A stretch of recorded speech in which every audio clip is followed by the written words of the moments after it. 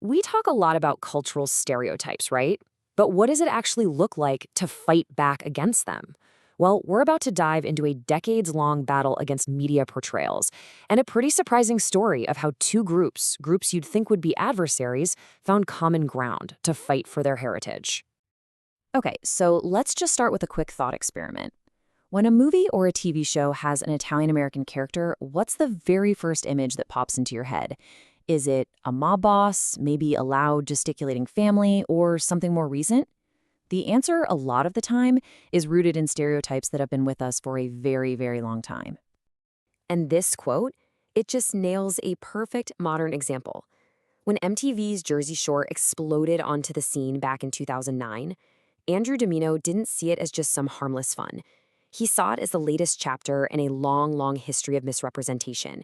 Feeling the show was, and I'm quoting him here, blatantly as well as subliminally bashing Italian Americans with every technique possible.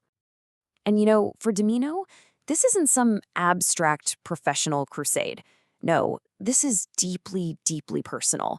This fight against stereotypes started way before any reality TV shows, back when he was just a kid trying to explain his own family.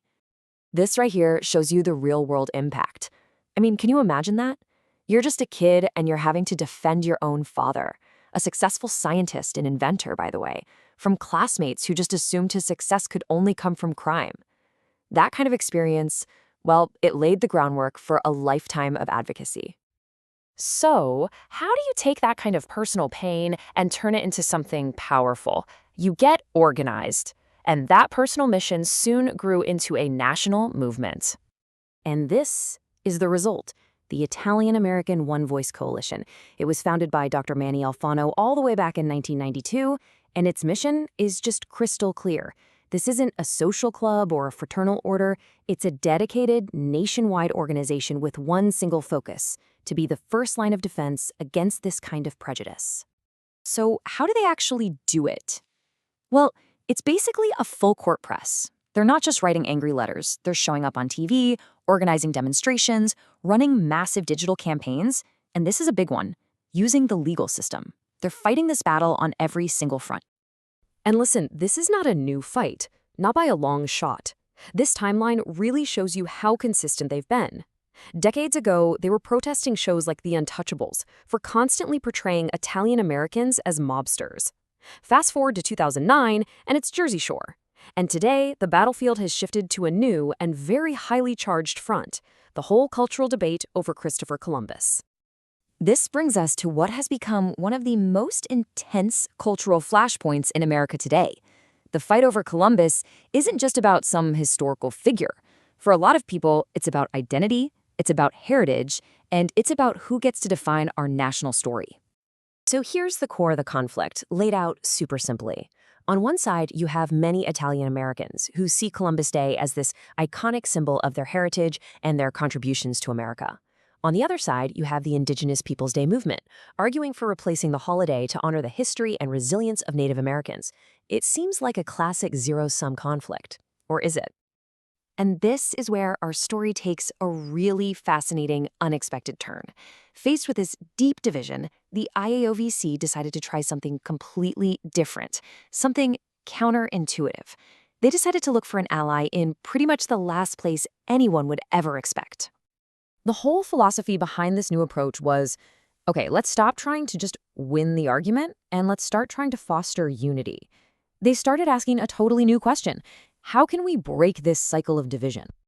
And to do that, they knew they couldn't just keep talking to the people who already saw things their way. They had to reach across that massive cultural divide and start a conversation with the very people they were so often pitted against. They reached out to, get this, the Native American Guardians Association, or NAGA. Now, NAGA's mission is to educate, not eradicate, and they focus on preserving Native American history and imagery. And all of a sudden, you have these two groups both fighting to preserve their heritage, realizing, hey, wait a minute, we actually have something in common. And this alliance wasn't just some press release or a handshake deal. No, they sealed it with this incredibly powerful symbolic exchange. NAGA presented a ceremonial star blanket, making DiMilano an honorary member of their tribe. And in return, the IOVC gave them a cornicello, a traditional Italian good luck charm, as a symbol of friendship. This made the whole idea of an alliance very, very real. Okay, so you've got this new bond forged. Now what? How do you turn a really cool symbolic gesture into actual concrete action?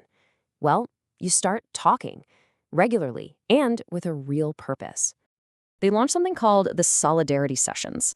It's basically a structured monthly meeting.